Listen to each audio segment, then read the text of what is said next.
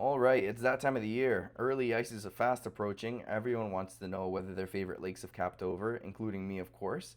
And yeah, so I thought I'd share 5 resources that I use to determine whether my favorite lake is capped over. I use these resources to find pressure cracks. I also use them to determine what the water clarity in certain rivers are. Obviously, I don't want to be fishing rivers that are just mud, so I pick my days and I monitor these things constantly.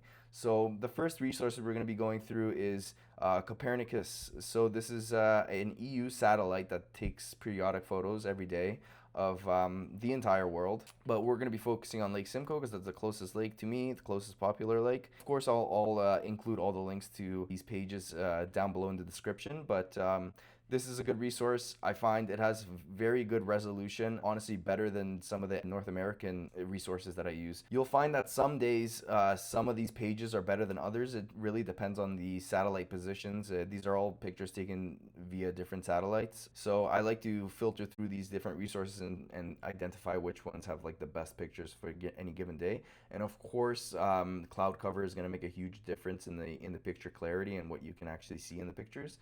So right here, you're able to select your date right here on the left. So I've selected 1st of December.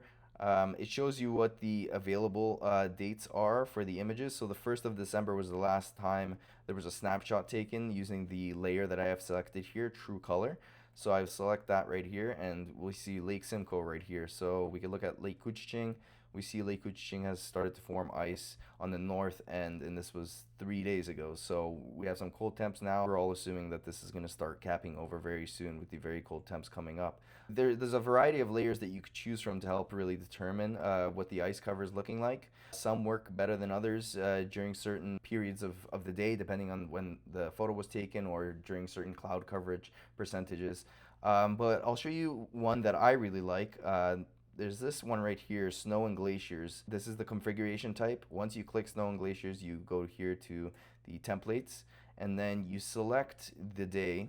Since the first was the last time satellite images were taken, we're going to select December 1st. And I like to go to snow classifier. This does a very good job at showing you actual ice coverage. So, or it shows you snow, but of course, if you see snow on the lake, that means there's ice on top of which the snow can sit. So right here you can see all the snow that's on Couchiching right now on the north side. So we know that there's definitely ice here, and it's a good layer because it's very easy to determine visually whether there's ice on the lake. So we can compare that to the true layer.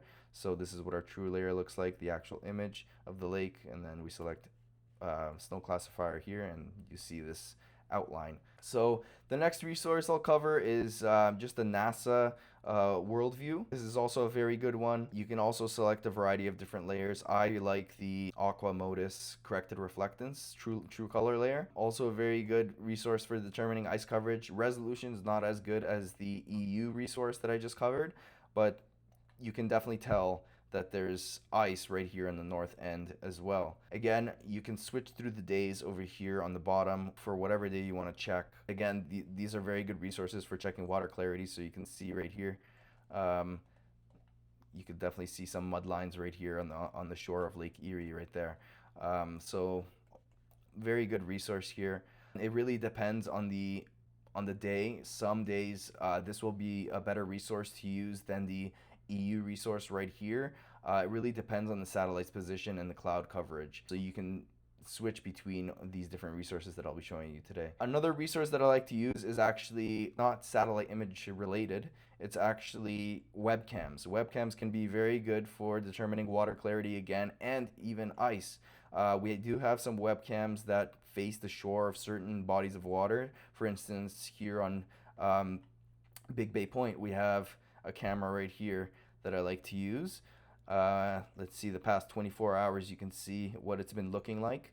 So a lot of snow, but let's go to see if we can get some daytime footage. So right here we can see that obviously there's no ice yet on Big Bay Point, so don't think about going out there yet. But yeah, just another really good resource for again checking water clarity and ice coverage. There's a ton of these different camera locations, so you can scout what's available and use whatever best fits your needs. So let's move on to the next one. So this is Zoom Earth. This is also a resource that can be downloaded on your phone. It's an application on the App Store. This one, the resolution is again not as good as the EU resource that we covered, the first one, but it is a very good app if you want to do just a quick check on your phone to see what everything is looking like. So again, you see the north side of Kuching right here is frozen. Let's go to 2024 February so you guys can see what this looks like um, when there's actually ice on the water. So you can see right there, completely covered ice.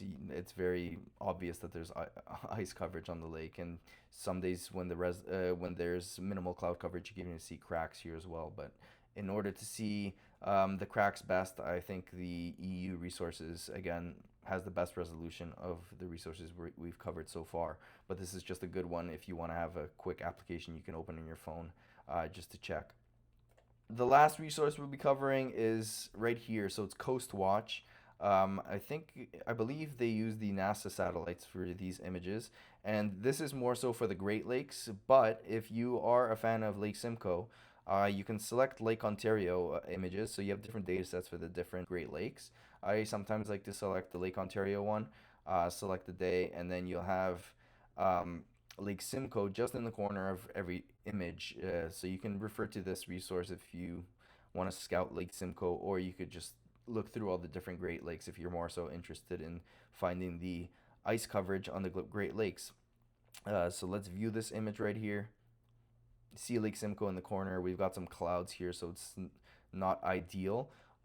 We can select a different image that maybe will give us a more clear image of Lake Simcoe. So seems there's a lot of cloud coverage in all of these photos. Let's move back to November maybe.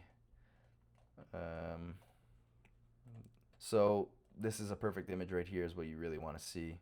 Minimal coverage so you can really get a clear picture of Lake Simcoe and of course Lake Ontario, which is the main focus for these images. But yeah, these are the five resources that I mainly use to determine what ice conditions are looking like, and so I know what to expect when I'm driving up to my favorite lakes.